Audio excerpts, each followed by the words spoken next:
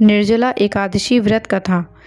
भीमसेन व्यास जी से कहने लगे कि हे पितामह, भ्राता युधिष्ठिर, माता कुंती, द्रौपदी, अर्जुन, नकुल और सहदेव आदि सब एकादशी का व्रत करने को कहते हैं, परंतु महाराज मैं उनसे कहता हूँ कि भाई मैं भगवान की शक्ति पूजा आदि तो कर सकता हूँ, दान भी दे सकता हूँ, परंतु भोजन के बिना नहीं रह सकता। इस पर व्यास जी कहने लगे, हे भीमसेन, यदि तुम नरक को बुरा और स्वर्ग को अच्छा समझते हो तो प्रति मास की दोनों एकादशियों को अन्न मत खाया करो। भीम कहने लगे, हे पितामह, मैं तो पहले ही कह चुका हूँ कि मैं भूख सहन नहीं कर सकता। यदि वर्ष भर में कोई एक ही व्रत हो तो वह मैं रख सकता हूँ, क्योंकि मेरे पेट में वक्र नाम वाली अग्नि है, सो मैं भोजन किए बिना नहीं रह सकता। भोजन करने से वह शांत रहती है, इसीलिए पूरा उपवास तो क्या एक समय का भी बिना भोजन किए हुए मैं नहीं रह सकता। अतः आप मुझे कोई ऐसा व्रत बताइए जो वर्ष भर में केवल एक ही बार करना पड़े और मुझे स्वर्ग की प्राप्ति हो जाए। श्री व्यास जी कहने लगे कि हे पुत्र, बड़े बड़े ऋषियों ने बहुत शास्त्र आदि बनाए हैं, जिनसे बिना धन के थोड़े परिश्रम से ही स्वर्ग की प्राप्ति हो सकती है। इसी प्रकार शास्त्रों में दोनों पक्षों की एकादशी का व्रत मुक्ति के लिए रखा जाता है।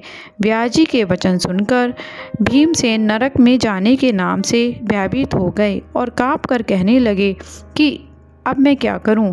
मास में 2 व्रत तो मैं कर ही नहीं सकता। हाँ, वर्ष भर में एक व्रत करने का प्रयत्न अवश्य कर सकता हूँ। अतः वर्ष में एक दिन व्रत करने से यदि मेरी मुक्ति हो जाए तो ऐसा कोई व्रत बतलाइए।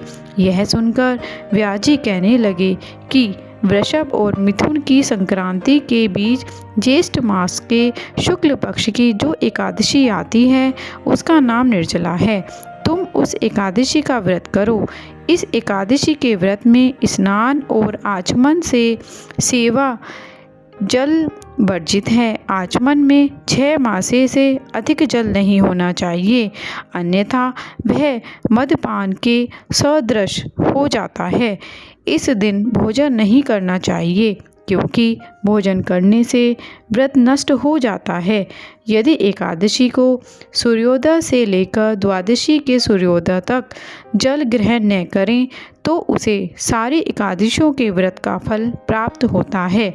द्वादशी को सूर्योदय से पहले उठकर स्नान आदि करके ब्राह्मणों का दान आदि देना चाहिए। इसके पश्चात भूखे और सत्यपात्र ब्राह्मण को भोजन कराकर फिर आप भोजन कर लेना चाहिए। इसका फल पूरे 1 वर्ष की संपूर्ण एकादशियों के बराबर होता है। व्यास जी कहने लगे कि हे भीमसेन, यह मुझको स्वयं भगवान ने बताया है। इस एकादशी का पुण्य समस्त तीर्थों और दोनों में अधिक है। केवल एक दिन मनुष्य निर्जल रहने से पापों से मुक्त हो जाता है। जो मनुष्य निर्जला एकादशी का व्रत करते हैं उसकी मृत्यु के समय यमदूत आकर नहीं घेरते, वरन भगवान के पार्षद उसे पुष्कर विमान में बिठाकर स्वर्ग को ले जाते हैं। अतः संसार में सबसे श्रेष्ठ निर्जला एकादशी का व्रत है, इसीलिए यत्न के साथ इस व्रत को करना चाहिए। इस दिन ओम नमो भगवते वासुदेवाय मंत्र का उच्चारण करना और गोदान करना चाहिए।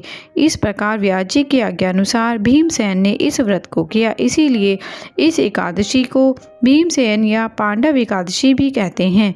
निर्जला व्रत करने से पूर्व भगवान से प्रार्थना करें कि हे भगवान, आज मैं निर्जला व्रत करता हूँ, दूसरे दिन भोजन करूँगा। मैं इस व्रत को श्रद्धापूर्वक करूँगा, अतः आपकी कृपा से मेरे सब पाप नष्ट हो जाएं। इस दिन जल से भरा हुआ 1 घड़ा वस्त्र से ढककर स्वर्ण सहित दान करना चाहिए।